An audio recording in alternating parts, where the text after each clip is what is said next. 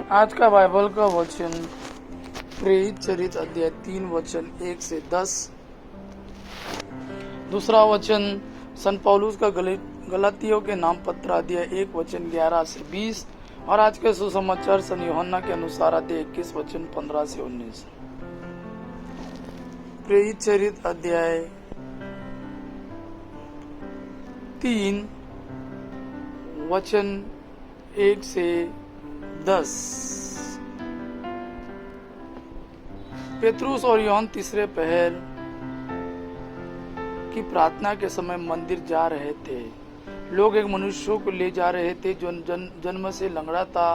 वे उसे प्रतिदिन लाकर मंदिर के सुंदर नामक फटक के पास रखा करते थे, जिसे वो मंदिर के अंदर जाने वालों से भीख मांग सके। जब उसने पेतरुस और यूहन्ना को मंदिर में प्रवेश करते देखा तो उनसे भीख मांगी। पेतरुस और यूहन्ना ने उसे ध्यान से देखा। पेतरुस ने कहा, हमारी ओर देखो, और वह कुछ पाने की आशा से उनकी ओर देखता रहा। किंतु पेतरुस ने कहा, मेरे पास न तो चांदी है और न सोना, बल्कि मेरे पास जो वही तुम्हें देता हूँ। ईसा मसीह नाजरी के नाम पर चलो। और उसका दाहिना हाथ पकड़कर उसे उठाया। उसी क्षण लंगड़े के पैरों और तखनों में बल आ गया। वह उछलकर खड़ा हो गया और चलने फिरने लगा। वह चलते उछलते तथा ईश्वर की स्तुति करते हुए उनके साथ मंदिर आया। सारी जनता ने उसको चलते फिरते तथा ईश्वर की स्तुति करते हुए देखा। लोग उसे पहचानते थे। वही था जो मंदिर के सुंदर फाटक के पास बैठकर भीख मांगा करता था। और यह देखकर कि उसे क्या हुआ है, वे अचंभे में पड़कर चकित थे। दूसरा वचन संत पौलुस का गलातियों के नाम पत्र अध्याय 1 वचन 11 से 20। भाइयों, मैं आप लोगों को विश्वास दिलाता हूँ कि मैंने जो सुसमाचार सुना है वह मनुष्य रचित नहीं है। मैंने किसी मनुष्य से उसे ना तो ग्रहण किया और ना सीखा, बल्कि उसे ईसा मसीह ने मुझ पर प्रकट किया। आप लोगों ने सुना होगा कि जब मैं यहूदी धर्म का अनुयायी था तो मेरा आचरण कैसा था। मैं ईश्वर की कलीसियों पर घोर अत्याचार और उसके सर्वनाश का प्रयत्न करता था।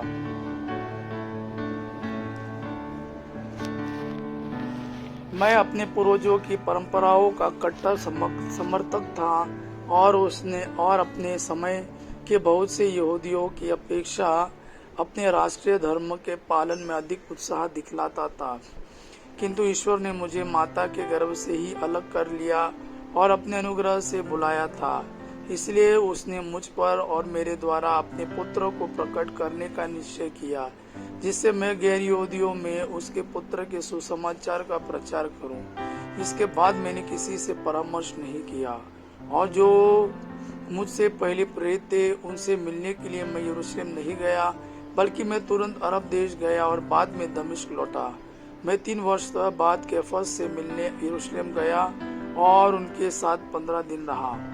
प्रभु के भाई याकूब को छोड़कर मेरी भेंट अन्य प्रेरितों में किसी से नहीं हुई। ईश्वर मेरा साक्षी है कि मैंने आपको जो लिखा है वह एकदम सच है। आज का सुसमाचार सन यूहन्ना के अनुसार अध्याय 21 वचन 15 से 19। जलपान के बाद ईसा ने सिमोन पेतरुस से कहा, सिमोन यूहन्ना के पुत्र, क्या इनकी अपेक्षा तुम मुझे अधिक प्यार करते हो? उसने उन्हें उत्तर दिया, जी हाँ प्रभु, आप जानते हैं कि मैं आपको प्यार करता हूँ। उन्होंने पेतरुस से कहा, मेरे मेमनों को चराओ। ईसा ने दूसरी बार उससे कहा, सिमोन यूहन्ना के पुत्र, क्या तुम मुझे प्यार करते हो? उसने उत्तर दिया, जी हाँ प्रभु, आप जानते हैं कि मैं आपको प्यार करता हूँ। उन्होंने पेतरुस से कहा, मेरी भेड़ों को चराओ। ईसा ने तीसरी बार उससे कहा, सिमोन यूहन्ना के पुत्र, क्या तुम मुझे प्यार करते हो? पेतरुस को इससे दुख हुआ कि उन्होंने तीसरी बार उससे यह पूछा, क्या तुम मुझे प्यार करते हो? और उसने ईसा से कहा, प्रभु, आपको तो सब कुछ मालूम है, आप जानते हैं कि मैं आपको प्यार करता हूँ। ईसा ने उससे कहा, मेरी भेड़ों को चराओ।